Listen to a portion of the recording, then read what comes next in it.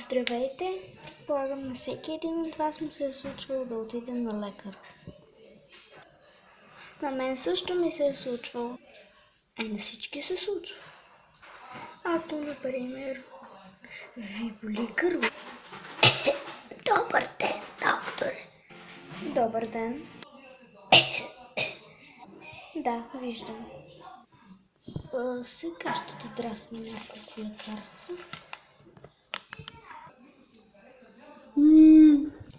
Или пък има случаи, на които докторите въобще не им се занимава. Добър ден, докторе. Добър ден, какво искате? Боли ме глава. Следващия. Боли ме глава. И мен ме боли. Следващия.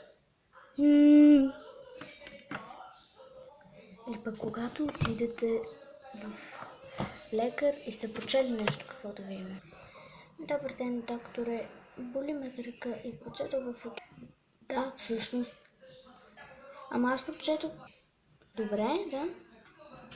И прочетох... Добре. Отдайте си и нека Википедия и Google да ви излекува. Или пък когато сте малък.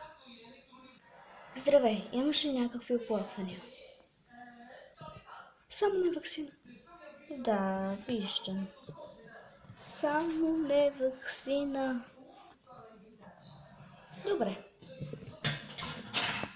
Може би ще трябва да бием ваксина.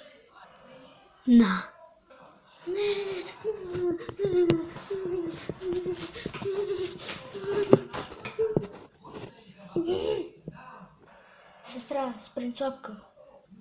Но, докторе, нямаме спринцовки в шкафа. То всичко в този шкаф има, само не е спринцовка. Добре. Не намерихме спринцовки. Все пак, пиете този норофен и ще мине. Все пак се надявам да не ви се случват тези причини. Довиждане от мен за сега и до скоро.